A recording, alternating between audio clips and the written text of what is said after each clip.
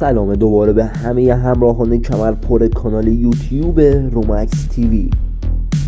امروزم اومدیم با یه معرفی داغ و هیجان انگیز یه داف توپ‌گل‌های دیگه. از قضا در این قسمت قرار بانو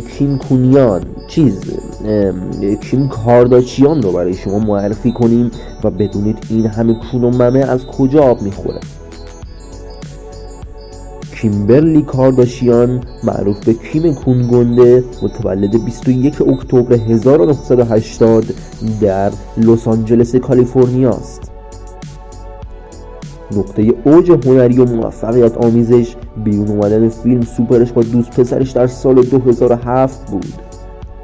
سالهای فعالیت این بانوی محجبه از 2003 آغاز شد و از اون زمان با عناوین شخصیت رسانه‌ای، مدل، تاجر، بازیگر و پروتزهای کون و ممه مورد توجه بوده. والدین اون رابرت کارداشیان و کریس جنر بودن. بانوی ایمان مدار تقه های زیادی خورده که اگر از دوست پسراش چشم پوشی کنیم، 3 همسر به نام های دیمون توماس، کریس هامفریز و کانی وست بودن و حاصل دادنهاش 4 فرزند بوده. این کون خانوم همینطور 4 خواهر داره به نام های کورتنی کارداشیان،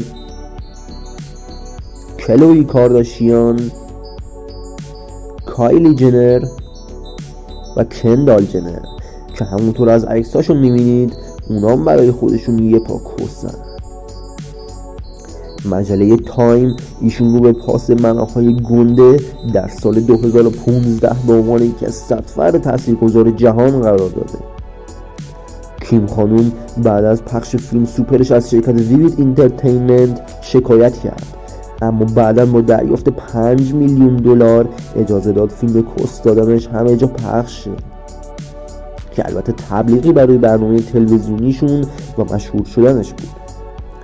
خلاصه این هم از یه قسمت معرفی داف دیگه. نفر و سوژه بعدی رو شما انتخاب کنید. اگه دوست داشتین لایک و بکوب عشقم، بوس به لباتون و تا قسمت بعدی خدا نگهدار.